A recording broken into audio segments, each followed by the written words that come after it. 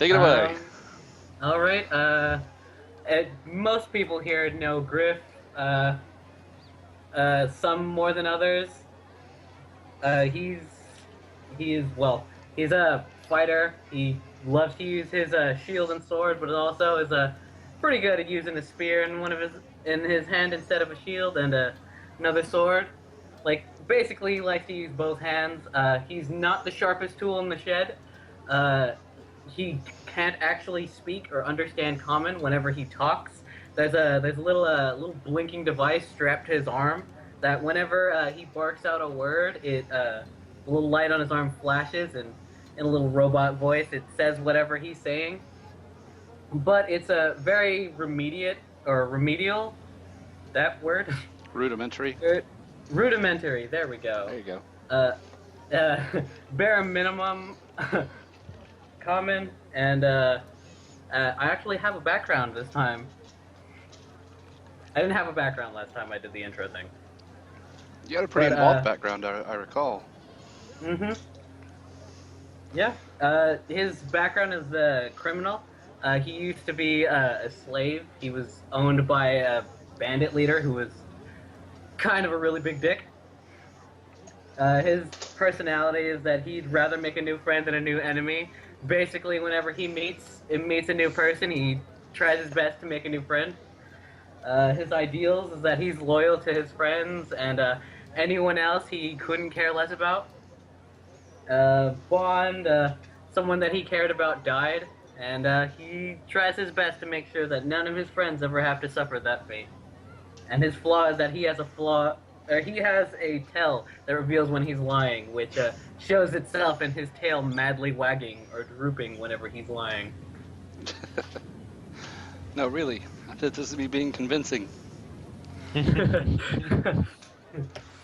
I don't think there's anything else that I need. I mean, I guess anything else I can come up on the fly, but yeah, that's the gist of it.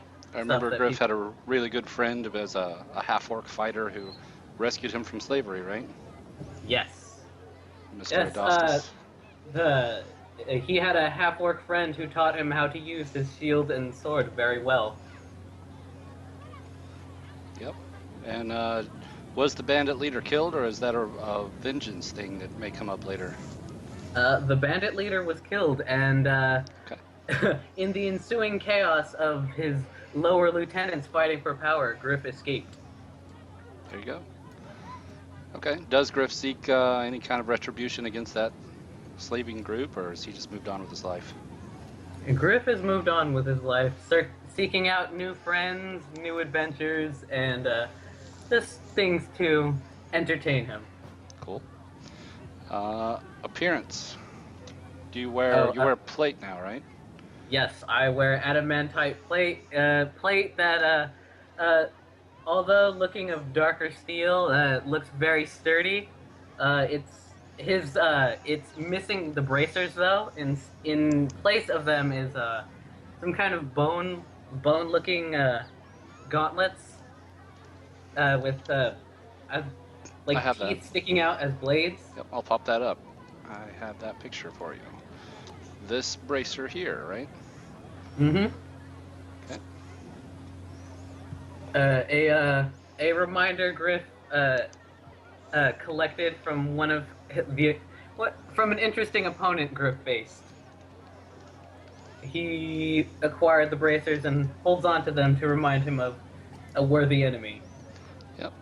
Okay. Who in another time might have been a friend.